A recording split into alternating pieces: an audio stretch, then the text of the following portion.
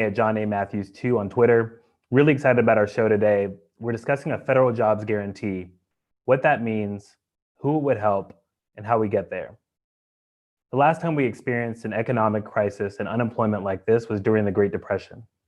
The federal government under President Roosevelt responded with a number of recovery and resilience-oriented economics programs, including the Works Progress Administration. The Work Progress Administration employed millions of unemployed people at a time when private corporations were not hiring.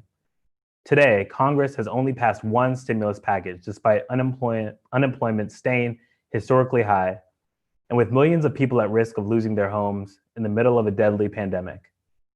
Our guests today are New Jersey Congressmember Bonnie Watson Coleman, Professor Sandy Darity, the director of the Samuel Du Bois Cook Center on Social Equity at Duke University, and Raul Carrillo, chair of the Modern Monetary Network. We're discussing efforts to create a federal jobs guarantee, including Representative Watson Coleman's recent legislation with Representative Ilhan Omar, the Workforce Promotion and Access Act, which would allow the Department of Labor to create jobs through providing grants to states, counties, and tribes with high unemployment. The jobs would be targeted to fit the needs of local communities and support employment opportunities for people that need help the most. Representative, thank you so much for joining us. Let's start at the top. Can you tell our viewers what a federal jobs guarantee is, how it could work, and what it would look like in practice? Well, thanks a lot for having me, John. And you did a pretty good job kind of summing up what this bill does. But basically what it does is provides opportunities through grants from the Department of Labor to those entities that you mentioned for a 3-year program to hire individuals into particularly those fields that are understaffed but necessary in communities.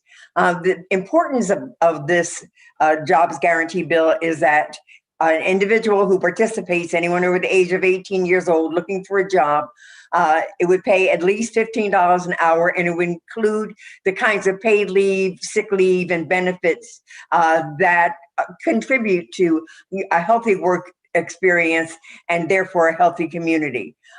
It would be paid for without any taxpayers' money, because you go where the money is, and the money would be available through a Wall Street transaction fee, and it would raise some $777 billion or so over a 10-year period. It would do a number of things. Obviously, it would have a massive impact on unemployment and underemployment. It would elevate those people in the lower paid positions that don't have any benefits, and it will create a competition even in the private market for better paying positions at that level, doing the kinds of things that we need done, like taking care of elder care, taking care of child care, and even other programs. And at some point, and in the short order, recognizing that we are a country that has severe structural problems, infrastructure problems, and that connect that to a massive infrastructure bill, and we can get everybody back to work. You get everybody back to work, people are using their money that they're making to do things like purchase homes, purchase cars, purchase items. It helps to generate a healthier economy. And at the same time, it helps to generate a safer economy. Because when you are working and you are productive and you are treated with dignity and respect, and so is your work, then you are occupied in the positive realm of life and not in the negative realm of life. So people are struggling with so much right now, both personally and with everything that's going on in the world. Why is this an important bill that people should be paying attention to in this moment? Well, just like after the Great Depression, when Franklin Delano Roosevelt envisioned the whole of government and its responsibility to help bring back the economy and bring back a healthy community, that's what this is a piece of.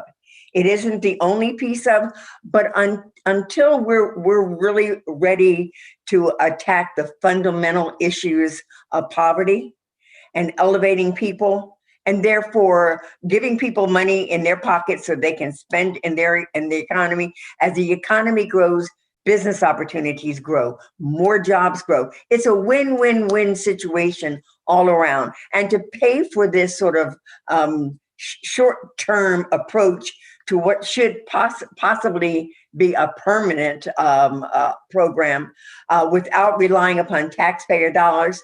But we've given billionaires and millionaires lots of breaks here and lots of money, and all they do is invest it and put it offshore, and it doesn't help our economy to grow as it should. This would have the complete opposite impact. Now, this sounds like a really bold idea. And we've all seen, I mean, even this week, we've seen the political division and just the inability to come to consensus on so many issues. What's the political path forward here? Like, what's your vision for, getting this passed and implemented?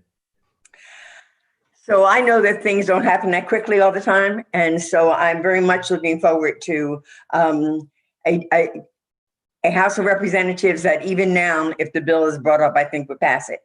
But we need a Senate that will also pass it and a president who would sign it. So my hopefulness is that before February 1st of 2021, we are poised to implement legislation of this nature. We've done a lot, I think, to try to address some of the crises associated with the pandemic, the COVID pandemic, but it's not been enough, and it's been of short duration. And we're fighting right now to get some additional support, but we need to be thinking more long-term as well, because the inequality in earning and the disproportionate high unemployment rate and underemployment rate in minority communities in particular preceded COVID. It's probably gotten much worse during COVID. And we must look at all the things that we have at our disposal to get this economy back on track. Definitely. And I'd like to dive into some more of that context. I'd like to bring in Professor Darity. Thank you so much for joining us.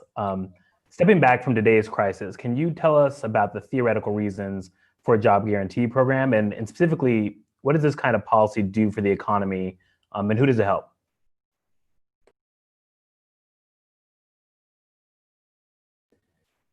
Oh, you're muted. Sorry. Perfect. One of the theoretical dimensions that's important is actually associated with conditions in today's economy. I mean, one of the primary benefits of having a comprehensive federal job guarantee is to provide you with insulation from the effects of major economic downturns. I describe the federal job guarantee as being something that has an accordion-like effect, because it's something that can expand in terms of providing people with jobs in times that are bad, and it's something that can contract in more prosperous times and reduce the number of people who are hired. If we had had a federal job guarantee in place at the beginning of the current crisis, we would have had the capacity to move people rapidly onto a public sector payroll, and we would not have had significant lapses in people's access to income that has led to sporadic provisions of funds by the federal government to families that are in a very desperate situation. We also would have had the capacity to keep people at work who were on the public sector payroll, because the government has a greater capacity to maintain a safer workplace in the midst of conditions where we're confronted with pandemic level infections.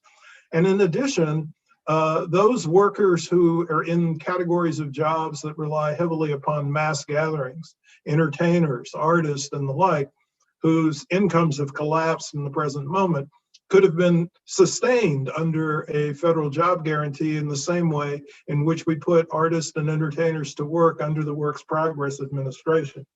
I would add that in work that I published collaboratively in May 2018 in the American Prospect, we advanced something that is inspired by President Roosevelt's second Bill of Rights, and we called it the Economic Bill of Rights for the 21st Century. And at the heart of the Economic Bill of Rights for the 21st Century is a comprehensive national federal job guarantee. Now, the proposal that Representative Coleman has introduced, I view as more of a pilot project that can be expanded ultimately into a program that's universal and permanent. And I'd like to talk briefly about some of the other benefits that I see associated with having a federal job guarantee. One of these is, as I said, the insulation from downturns. But second, it provides us with a direct route to full employment. We can continuously maintain full employment in the presence of a federal job guarantee. Furthermore, we can rejuvenate the postal system, which has been so heavily under assault, by providing additional personnel through the federal job guarantee. We also can provide resources for engaging in solarization and trying to build a green economy. And we can also address our physical and human infrastructure needs. The human infrastructure needs include the provision of childcare and elder care, which could be performed on a professional basis under a job guarantee. We can create an effective floor on compensation from the private sector, because individuals who are receiving the possibility of taking jobs in the public sector under a federal job guarantee would not have to take private sector jobs unless they at least matched the compensation that was provided through the public sector. This is also a better strategy than exclusively relying upon minimum wages, because if you don't have a job, your effective minimum wage is zero. And if you do have a job, minimum wage laws don't ensure that you have a sufficient number of hours of work to be eligible for benefits. It's also more effective than a universal basic income taken in isolation, even though a UBI and a federal job guarantee are not necessarily mutually exclusive. But it's more effective because the job guarantee compels private employers to meet the minimum standards for compensation that the public sector is providing. The universal basic income in isolation actually makes it possible for employers to reduce wages, because they will know that people are getting a fixed annual income from the federal government. Federal job guarantee erases working poverty. It erases uncertainty about family income.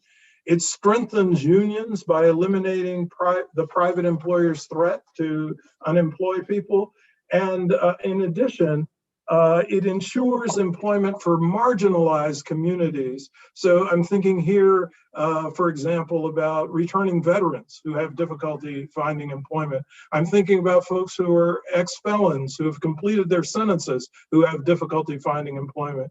I'm thinking about groups who are subjected to discrimination, Black Americans, folks who have visible disabilities, women in the US economy. And then finally, I'd like to mention that Don Milam and I have written the following in a report that just came out a few days ago. We said, the current recession reveals the vulnerabilities of wholly private, consumer-driven economies. A permanent federal job guarantee that complements the private job market is essential to both our national economic stability and continued investment in the public welfare. So, Professor, that was very thorough. This seems like a no-brainer. I'd like to bring in Raul. There was a lot there, and I'd like to give you an opportunity to respond to any one thing in particular. And also, I want to say, you've said that guaranteeing jobs to unskilled workers can be beneficial, but critics of the program suggest that many jobs will amount to meaningless work that do not offer concrete benefits. How have you responded to this criticism, and what kind of labor opportunity will be created? So is there bad work, right? So can you unpack that a little bit? Sure thing. Thanks, John. Delighted to be here. Before offering my comments, I should briefly mention that I am here in my capacity as the board chair of the Modern Money Network, but I also sit on the executive board of the National Jobs for All Network, which has been fighting for a job guarantee for nearly 4 decades. And I'm also a fellow at the Global Institute for Sustainable Prosperity. But to answer your question, I would actually like to zoom out a little bit, John, and think about what the current labor system is like. And I would say, as Dr. Derry and Representative Watson-Coleman were getting at, that it is defined by bad jobs and bad work right now. So the late anthropologist David Graeber defined the system as supporting a large quantity of bullshit jobs, which is to say, jobs that do not meet human needs, but focus on the profits of corporations. And we are fundamentally, as workers, turned into pawns in an economic chess game, as Coretta Scott King told the Federal Reserve when she headed the Full Employment Action Council in the last fight for the job guarantee in the 70s. And the job guarantee offers an opportunity for us to start to redefine what the entire labor system works. Right now, we are all in fear of what some economists call the threat of the sack, which is just to say we all think we're going to get fired at any point in time. And this fundamentally disciplines the workforce in certain ways, but also traps and stratifies and segregates the labor system, as Dr. Darity's research has shown. This means that certain people are stuck in certain sorts of jobs. We all know that people of color are fundamentally working lower wage jobs that may expose them more to the pandemic in the current context. And most importantly, as also was alluded to, care work is not valorized under the current labor system. People are worried about make work jobs because they are comparing to a baseline of bullshit jobs, of flipping burgers, of working at 7-Eleven, things that may need to be done, but are not fundamentally meeting the needs of communities. And the job guarantee lays a foundation for, to again quote Coretta Scott King, divorcing the concerns of our labor from those of corporate profiteering. And so my vision and the vision of folks who've been working on this for a long time, including Dr. Darity and the representative, is that for a long time, we have been working towards this world, and now we have a chance to do this. People are starting to think about what labor is. Is our labor system resilient in the face of something like a pandemic? Are we truly addressing our needs? And so when people bring up the possibility of make work jobs, we can point to all the things that our communities and society actually need right now to center the economy on people and planet. FDR's quote-unquote tree army planted literally billions of trees through the Civilian Conservation Corps. My colleague Pavlina Cherleva, in her book, The Case for a Job Guarantee, talks about women from the New Deal riding on horseback from town to town, setting up libraries. There's no limit to what communities can suggest for themselves as to what is necessary, and the job guarantee provides a space for us, again, to work for ourselves rather than for the corporate bottom line. So I'd like to talk about this moment, and a lot of people are questioning some of these ideas and saying, is this possible? So I'd like to highlight a new report by you, Professor Darity, published by the Justice Collaborative Institute and Data for Progress, that indicated about 2/3 of voters say they would support a federal jobs guarantee program as part of a government response to the current economic crisis, while only 1 in 5 oppose a federal job guarantee program. So it's clear there's support for this. Representative, I'd like to turn to you. How are voters talking about the need for federal government support in reducing unemployment, and how have you seen this issue develop politically over the course of the pandemic?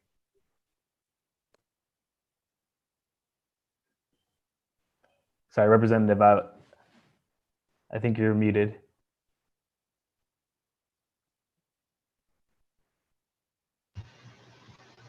You were addressing that to me? Yes. To Sandy. I am so sorry. I thought you were. Oh no, I was highlighting the professor's work, but the political question itself and how voter perception of these issues has evolved, and just what you're hearing from your Yeah. So one of the reasons that we called this the Workforce Promotion and Access Act was because we wanted to remind people that there was a WPA. This is not a new thing. This is not some left-leaning, extremist, crazy, socialist, whatever the kind of right-wing folks want to call it. But this was actually a mechanism that the federal government has used before and can use now to, eliminate or at least lessen the wealth gap, can get people back to work, can make communities healthier, stronger, and obviously stimulate the economy. I did a three-part economic virtual hearing a couple of weeks ago that people can find out on our YouTube. We did unpacking wealth. unpacking jobs availability, and also looking at housing and its impact. At the end of the day, the issue is, do we want to eliminate poverty? When we look at the cost of poverty, both socially and financially, you got to come to the conclusion that we would be in a much better place if we had total employment. If everybody had access to a good paying job with some decent benefits, that they could raise a family, live in a decent community. People want that. People recognize right now, because of this pandemic, just how insecure their particular situation is, and unlike ever before. I mean, as Raul said, everybody's waiting to be sacked or to be furloughed or to be something. The way this would work is that the Department of Labor would put out these grants to local, county, state, and tribal entities and provide opportunities for people to work not in superficial, unnecessary jobs, but we have a tremendous need for childcare. There's a great need for childcare. We pay childcare workers low wages, but we have a high need for it. We can elevate that as a profession and pay people, and at the same time free up those families in order to work. Elder care is another big issue, whether or not it takes place in the home or in some facilities. It's a high need, but the employment is very low level. And we would elevate it to recognize the significance that it has to our who we are and what we are. The whole issue of the conservationists. Get all the trees that need to be replanted in California and Oregon and other places. I mean, there's just so much vital work to be done.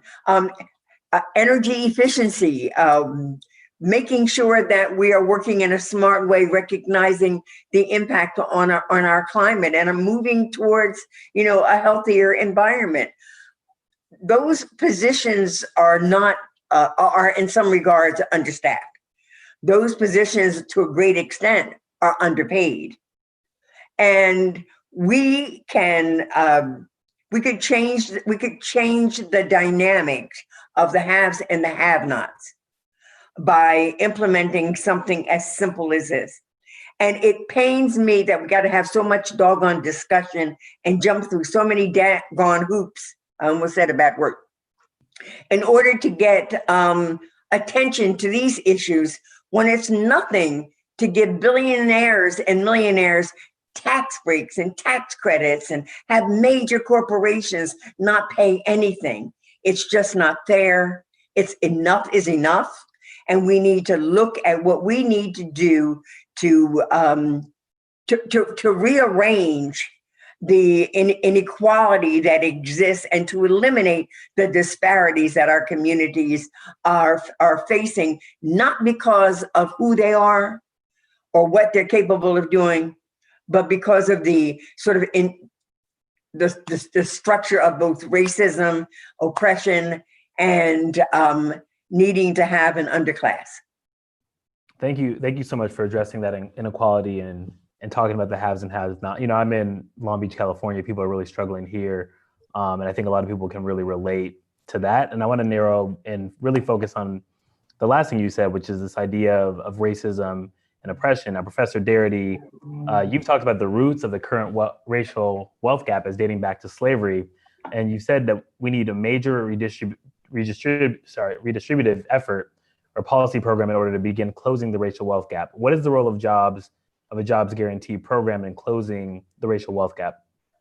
I don't think that jobs and income have much of a direct relationship to eliminating the racial wealth gap.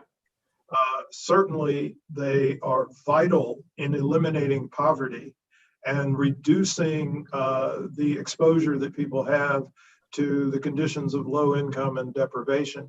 But wealth differences in the United States are largely driven by transmission effects across generations. Parents and grandparents providing the younger generation not only with inheritances when they pass, but also with gifts during the course of their lifetimes, which are actually perhaps much more important, both in terms of their timing and impact on the next generation's opportunities. And so as a consequence, to the extent that Black families have been denied the opportunity to accumulate wealth over time, they have had much less of an opportunity to transfer resources to their children and to their grandchildren. And this begins with the failure at the end of the Civil War to provide the formerly enslaved with the 40-acre land grants that they were promised as restitution. At the same time, the federal government was providing 160-acre land grants to large numbers of white Americans, including recent immigrants to the United States, as well as, in some cases, former Confederates in the western part of the United States under the Homestead Acts. This has resulted in 45 million, at least 45 million living white Americans being beneficiaries of these land grants in the West. And that's the beginning of the racial wealth disparity in the United States. And that's what we need to address with a direct approach. And I've been an advocate for a number of years of a reparations project for Black American descendants of US slavery to eliminate the racial wealth gap in the United States. It sounds like we need another show on that. So we'll be calling you. Raul, what do you think? You know, we've talked about the transmission effect. We've talked about the inequality. You know, what would you describe as the real, in this moment, like why, like before we close, why is this so important? And anything that Professor Darity or the representative has said that really made you think of something that people need to know before leaving here? Right. As we've all indicated, John, now is the time. People are watching the Federal Reserve take drastic monetary action that is not typically in the spotlight in order to prop up, some folks and businesses that already have quite enough wealth. And meanwhile, Congress and the Treasury refuse to take more direct action to do something like provide for fundamental rights. And I would say that given everything that is going on with the pandemic, the depression, the uprising, now is the time to demand that we have an economy that is centered on our fundamental rights and needs, and to connect that effort to other social movements. As my colleague, the historian David Stein, has indicated, if history is any guide, our movement will have to be even bigger than the civil rights movement. But I do think we have an opportunity for coordination here. The job guarantee movement will fundamentally be tethered to other movements for racial justice. Right now, again, we are in many ways crabs in a bucket. And for many communities in this country, we wind up working jobs that promote war, incarceration, deportation, environmental extraction, other social forces that fundamentally hurt us, and thus we are hurting each other. This is, again, a chance to hit reset on the basis of the labor system and create a more equitable society. Thank you, Raul. Before we close, I'd like to give you, Representative, and Professor Darity, on the briefing, in this moment, people are experiencing so much. We're still mourning Justice Ginsburg. We're trying to figure out the way forward. Any words of hope to folks out there that are really trying to figure out how to survive and engage? I tell you, we have to look at the good and the bad and try to find the good and the bad, because it's really been a very sad time. I mean, from George Floyd on, from losing John Lewis, from losing RBG, from, having an administration that's just gone hog wild in such a terrible direction. But I think that out of this, you've seen a coming together of people, a very diverse group of people peacefully protesting the system and the inequities of the system. I think that there is this moral discussion that has been elevated as a result of what we've seen for our very eyes, even starting with George Floyd's life being taken from him in front of our very eyes. So we need to take this moment and recognize that it is a movement, and it is a movement that is ripe for change. And things of this nature are ripe for consideration, both in Congress and in the communities and on the state levels. We just need not lose our leverage because things change and people go on to other things. But this definitely, in my estimation, is a serious movement and an opportunity to change and to make things better. And we have to do what we have to do to ensure that. And the two things I want to leave with is that you got to answer, be counted in the census, because that determines so much from what resources you have access to whether or not you have representation in Congress or the state legislatures or other places. And the other thing is that you got to vote like you've never voted before, even though the prospects of voting are being challenged and undermined by those who don't want you to vote. It is safe to vote. You need to plan to vote, and you need to vote early. And if we do that, and if we do that out of a sense of conscience and a willingness to be our sisters and our brothers' keepers, the change is going to come. Thank you so much for that call to action. Professor Darity? I have nothing to add to that. That was a powerful statement. And Raul, I don't want to leave you out. I gave them an opportunity. I want to give you an opportunity too. I agree with Dr. Darity that the representative ended this discussion perfectly. Awesome. Well, then we will wrap up. In summarizing our amazing guests, the United States is experiencing the worst economic crisis in a century. Soaring unemployment disproportionately hurts Black and brown workers, but it hurts all of us. And guaranteeing federal jobs would help the economy and reduce the racial wealth gap. Thanks for joining the briefing. Please follow Appeal News on Facebook and the Appeal on Twitter for the latest news. The pod version of the briefing will launch Monday, September 28th, and daily episodes will be turned around and released on Apple Podcasts the same day. So that's really exciting. Tomorrow we have a really full day. On the briefing, we have what public defenders need to ensure equal access to justice. We have a dispatch with Representative Ash Kalra regarding California's Racial Justice Act, and a briefing on overhauling New Orleans court system. So stay with us, a lot of great substance and great conversations. So have a great day.